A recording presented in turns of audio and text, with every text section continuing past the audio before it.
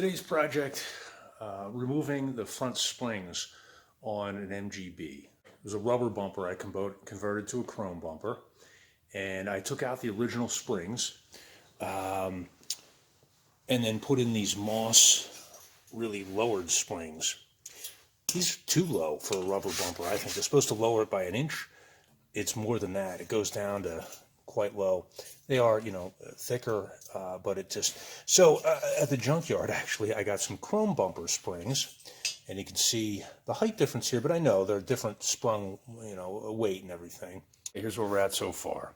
I jacked up the front end, put a jack stand underneath that front frame member, pseudo frame, right? Put the tire under as a just in case.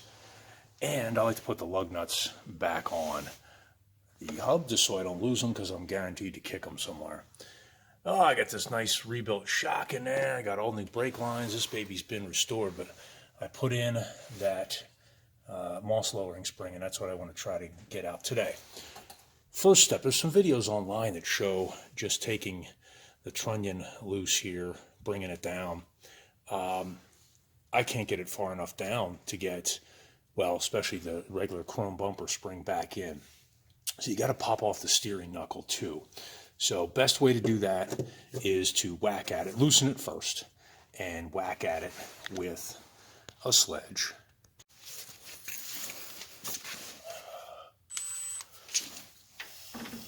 Loosen it up. And just put it back on loosely, then we'll know when it pops loose. Won't pop all the way out. There it is, finally. And I bent that a little. That's probably the hardest part. Okay, next up, let's get some focus, is to loosen the shock mount here. And I like to loosen the bolt back here, the nut, to allow this to spread a little bit. And loosen this trunnion here. Bolt, so we can pull that out and basically bring this forward and down. Of course, we'll put our jack under the spring so that we can gradually relieve the tension. There isn't a ton of tension, especially with this lowering spring in here. So we'll loosen up the... It's not going anywhere. Don't, except my washer. Lock washer's going somewhere. And let's just loosen this guy in the back here. So to loosen, I'm going to want to come towards me. Nope, that feels like it's tightening. Oh, it's upside down, of course, so not much room in here with the brake line.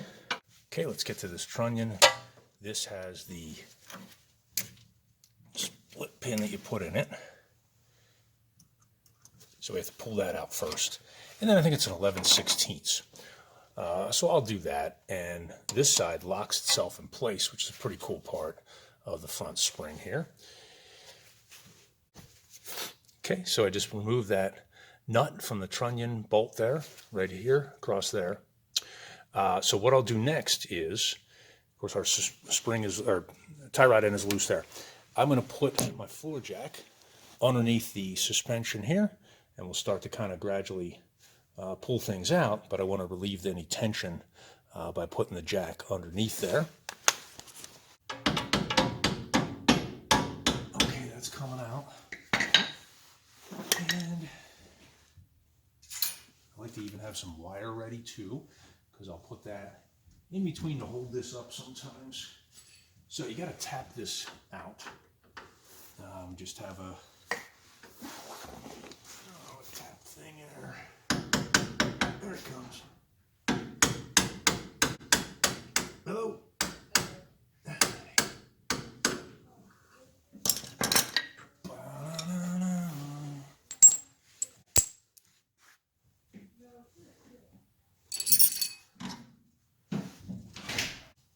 I almost forgot. Sway bar. Got to pull this off so you can get the suspension all the way swung down. 11/16, and let me pull that off quick.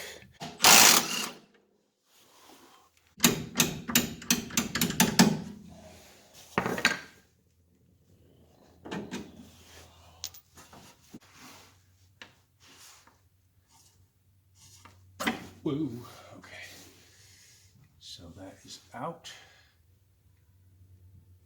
You got to be careful of your brake hose back here.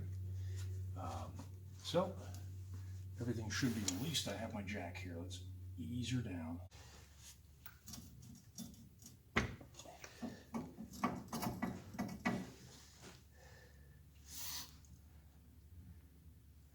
One thought I just had is it might have been good to loosen these up here too for the... I've got it way down here. You got to be careful with our spring. I realized my video stopped. I was able to just get this way down, released it down with my jack, and pull out the small spring and get my spring back in here. And that's the part that's kind of fiddly. So I just got the spring back in, and now I'm going to start to bring it up, put the tension back on it with my floor jack. See where I'm at with the jack.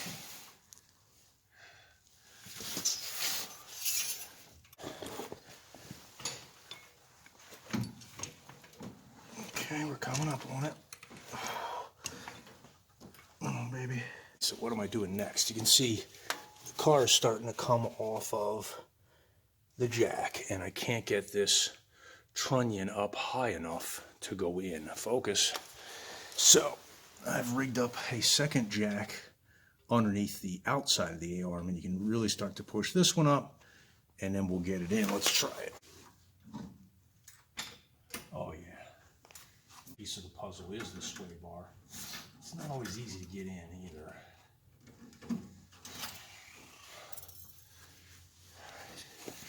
Couple of things to worry about here. There we go. Good. That went in. And this is getting close. There we go. Now, this is where we need to separate the spring a little bit. So I like to throw a little piece of wood, separate the shock absorber, because it never wants to split apart. Kind of get some traction on the wood, and then you can ease your trunnion in here. You can see what I'm doing. Trying to split the shock absorber. It splits right here. And rather than whacking at that split, just use a piece of wood, and you can kind of get the shocks apart to get this good bushing in here. This is a newer bushing. So I'll slide this in here gradually. This is another tough step here. There we go. And we need a little more uppage. Oh, we're taking the whole thing up now, so we can give it a little back. There we go. Maybe. Sometimes you got to use a little hammerage. Let's see where we're at. Remember, this has a special trunnion bolt.